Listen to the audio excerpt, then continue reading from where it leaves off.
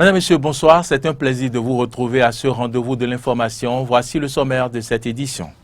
Opération de récupération des malades mentaux errant dans la ville de Cotonou. C'est une initiative du Fonds d'appui à la solidarité nationale en vue de leur assurer un traitement adéquat. Nous en parlerons dans cette édition. Les travaux de construction des logements sociaux de Wedo dans la commune d'Abomey-Calavi se poursuivent. Vous suivrez dans cette édition l'état d'avancement des 10 travaux en cours de réalisation par la CIMO. La situation humanitaire au Tigré continue d'inquiéter certaines puissances mondiales qui interpellent l'ONU sur cette région de l'Éthiopie qui s'enlise depuis le début des conflits armés. Voilà pour le sommaire de cette édition. Le développement, c'est maintenant.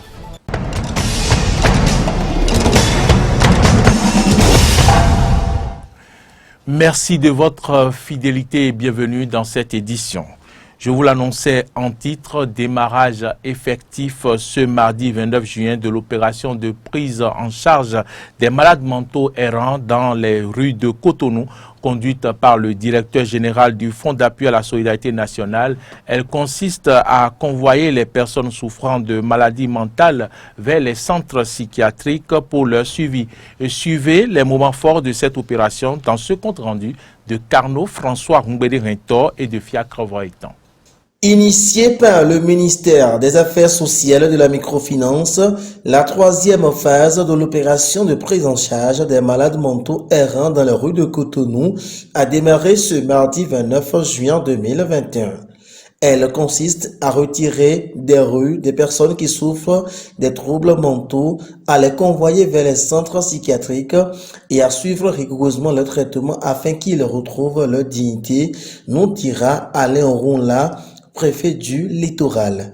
Nous avons décidé de lancer cette troisième phase pour que dans les rues de Cotonou, et ça va se faire dans les autres rues de nos villes, nous identifions et nous prenions soin de nos compatriotes dérangés, dont l'apparence signale cette détresse, et que nous allions les confier aux centres spécialisés pour les recevoir et pour leur prodiguer des soins.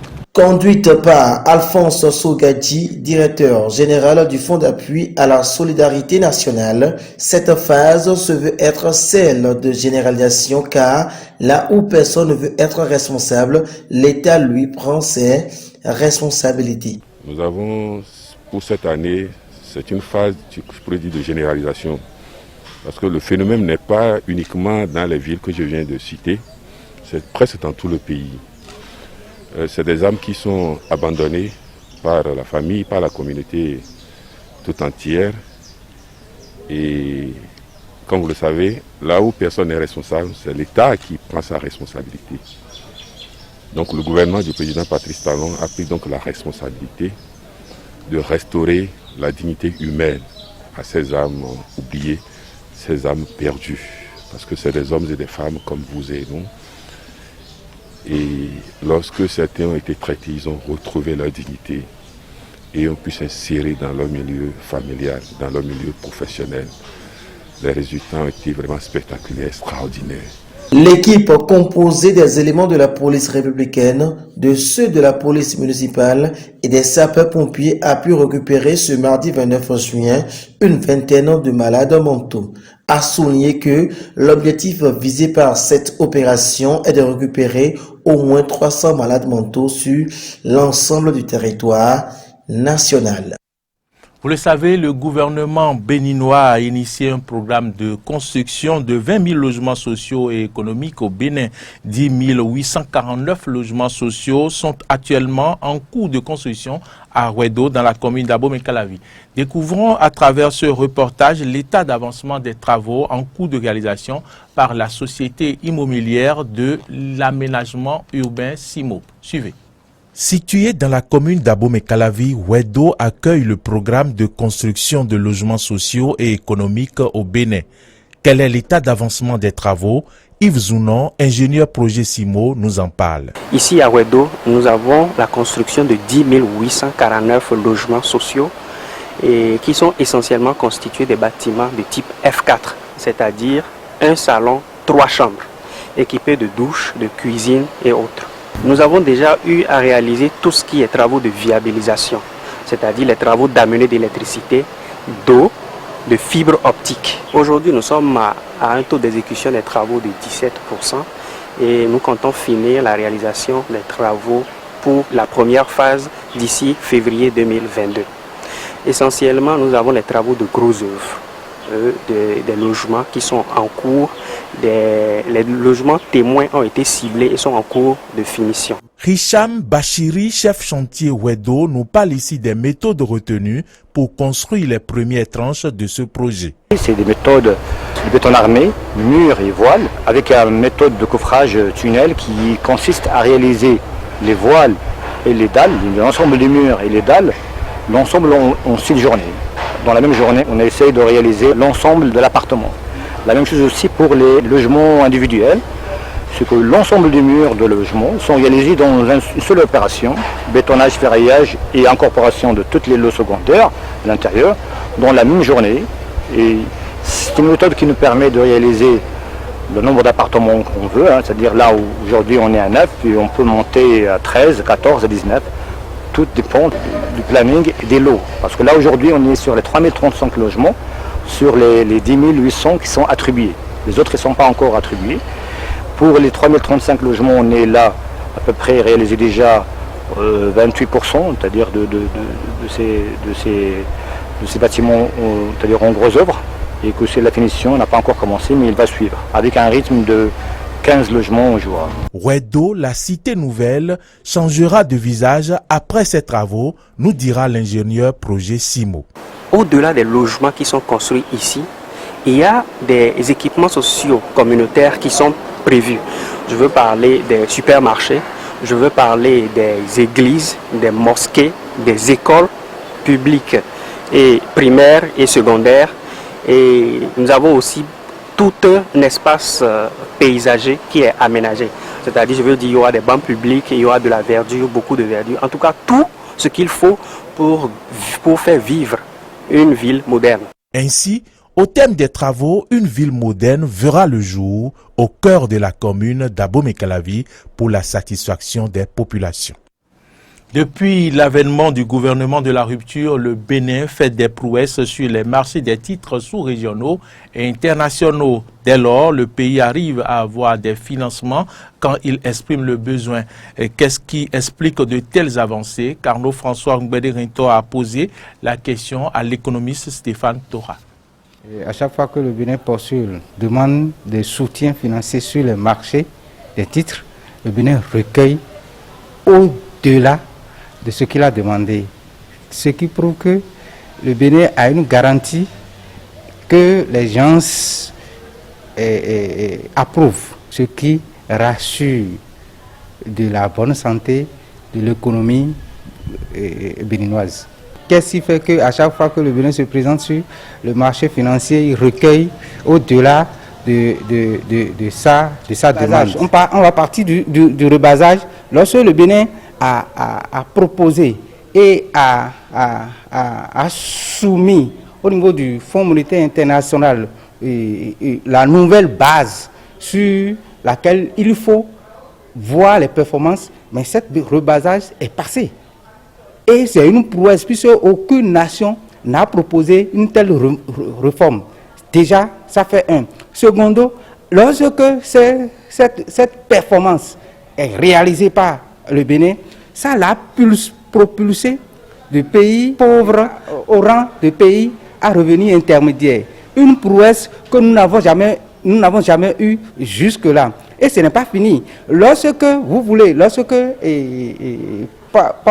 programme Bénin Révélé est conduit de main de maître par le président et son gouvernement, le président essaie d'associer à chaque fois les institutions qui connaissent, qui sont expertes dans les domaines, surtout au niveau financier. Donc, on se rapproche du Fonds monétaire international, on se rapproche de la Banque mondiale, on sollicite les experts de la Banque africaine de développement pour pouvoir conduire à bon bout ces réformes-là. Et le résultat est là et tout le monde apprécie le résultat 3 ans plus tard, parce que ça a un peu tardé, mais 3 années plus tard, tout ce que nous avons englouti, dans ces réformes, on a commencé par les récolter. La plus grande prouesse, c'est l'eurobond, la seconde demande de l'eurobond qui a été un record sur le plan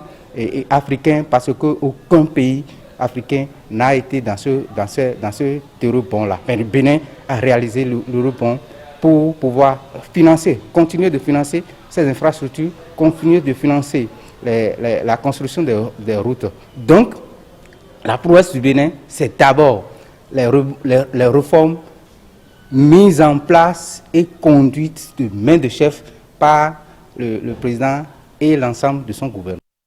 En interactualité, les actions de l'armée française ont été mises en lumière par un rapport de Mediapart. La force Barkhane est accusée dans plusieurs cas d'avoir bombardé des civils. L'organisation reproche dans son enquête aux forces armées françaises de mener des attaques ciblées avec signature au Sahel. Les détails avec nos confrères de RT France. Barkhane aurait-elle commis des bavures au Sahel? L'armée française réfute cette hypothèse. Mediapart fait pourtant état de 3 bavures récentes. La France est même soupçonnée de pratiquer des frappes signatures. Ces frappes, menées couramment par les Américains, ont pour principe de viser des groupes d'individus dont les caractéristiques sembleraient liées à une activité terroriste, mais dont l'identité n'est pas établie, et qui ne sont pas en train de combattre. Depuis janvier 2013, la France est engagée militairement au Sahel. Pour l'opération Barkhane, débutée en 2014, elle emploie 5100 soldats français déployés sur 5 pays, Mauritanie, Mali, Burkina Faso, Niger et Tchad. Elle reçoit l'appui logistique des États-Unis, notamment en matière de drones de surveillance et de frappe. Mais sur un aussi vaste terrain, avec le manque de soutien de certains pays de la bande sahélo-saharienne, les groupes armés se sont disséminés, ont gagné du terrain et les villageois sont souvent forcés de pactiser avec eux, même s'ils n'adhèrent pas à leur idéologie.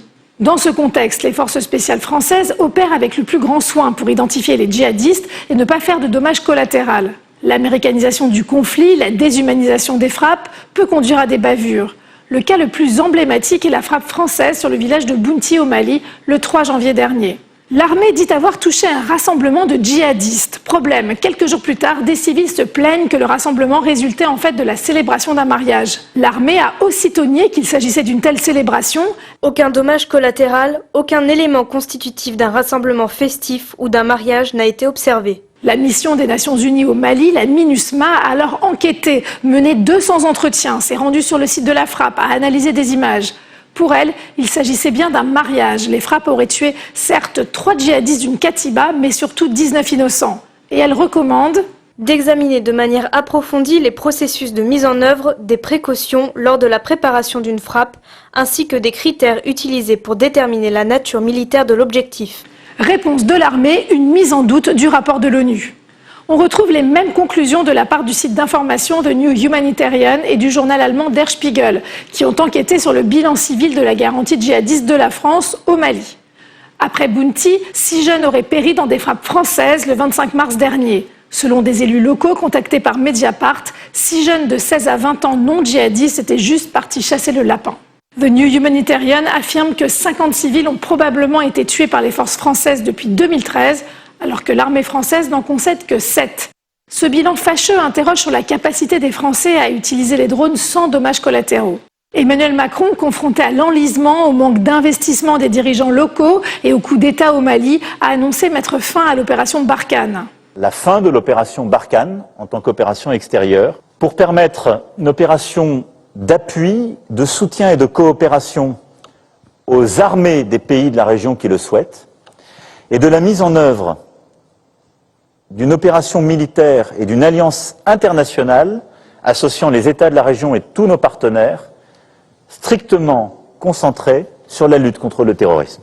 Cela signifie-t-il la fin d'éventuelles bavures? Non, car des forces resteront sur place et surtout la prédominance aérienne va persister. Les drones vont survoler. Ces armes, dont Barack Obama a fait un usage immodéré, ne font pas toujours la différence entre les civils et les djihadistes. Et pendant ce temps, la Grande Muette sort de sa réserve pour s'absoudre. En Éthiopie, les forces rebelles poursuivent leur progression dans le Tigré, une région du pays où le cessez-le-feu a été déclaré unilatéralement par le pouvoir central. Suivez. C'est sans nul doute un tournant qui est en train de se jouer dans la région du Tigré. Près de 8 mois après le début du conflit, les rebelles sont en train de gagner du terrain. Mardi, ils ont pénétré à Chir, ville voisine de la capitale régionale Mekele, déjà reprise la veille. Dans un communiqué, les forces de défense tigréennes ont affirmé leurs intentions. Le gouvernement et l'armée du Tigré accompliront toutes les tâches nécessaires pour assurer la survie et la sécurité de notre peuple. Le gouvernement du Tigré appelle notre peuple et notre armée du Tigré à intensifier leur lutte jusqu'à ce que nos ennemis quittent complètement le Tigré. Après que les rebelles ont mis la main sur Mekele, le gouvernement éthiopien a décrété le cessez-le-feu. Une décision unilatérale qui pourrait donc être très fragile.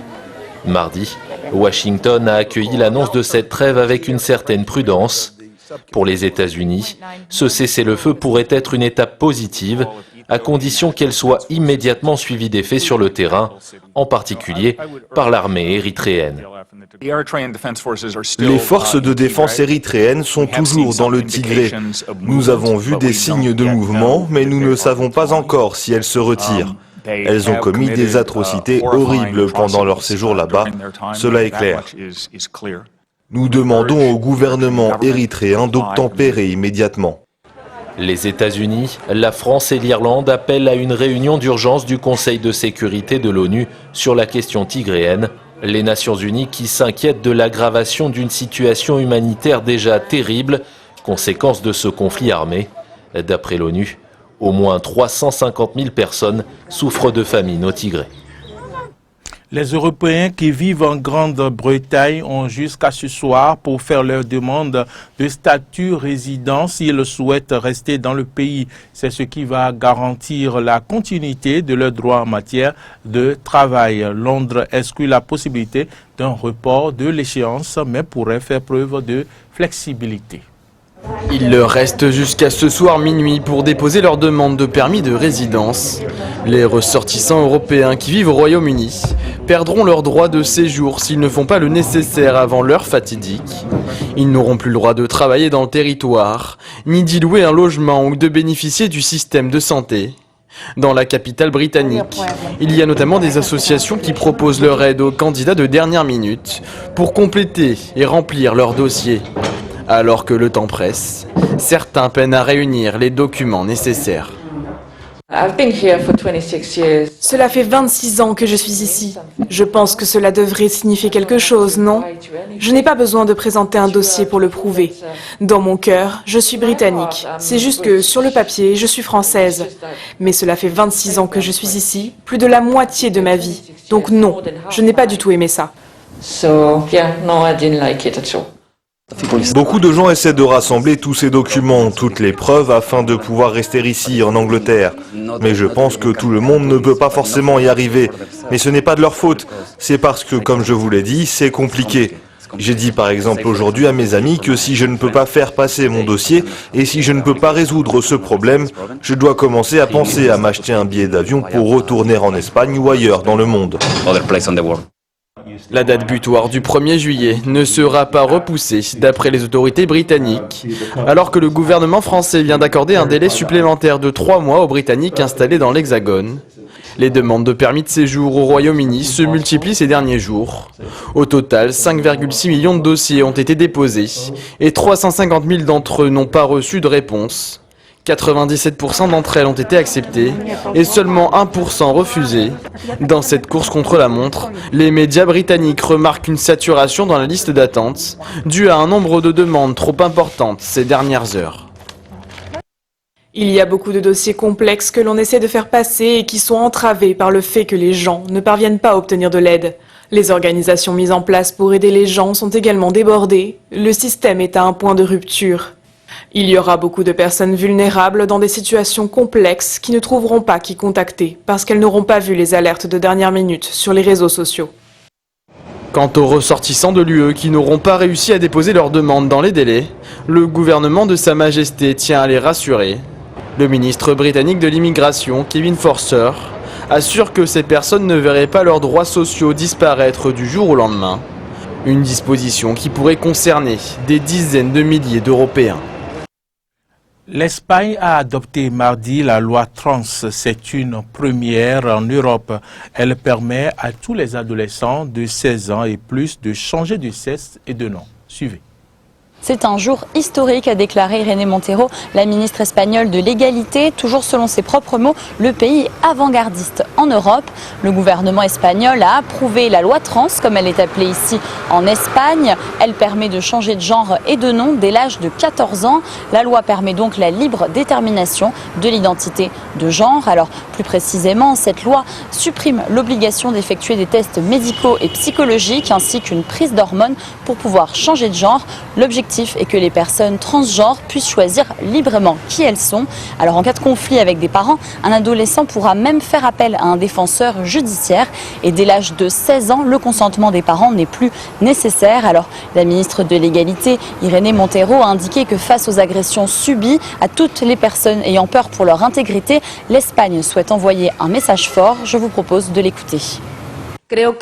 Je crois que non seulement nous lançons un message fort de défense et de protection des droits de tous, et en particulier de la communauté LGBTI et des personnes trans, mais nous lançons aussi un message fort à l'Europe, car la base du projet européen est précisément les droits humains et la garantie de la liberté, la dignité et le bonheur de tous, peu importe qui on est et qui on aime.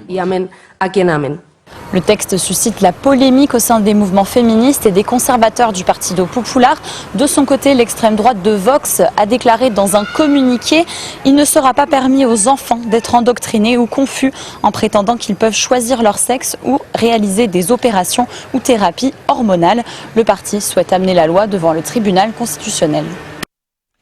Madame, Messieurs, c'est ici que se referme ce journal. Si vous l'avez suivi, merci de votre fidélité et bonne suite de nos programmes et à demain.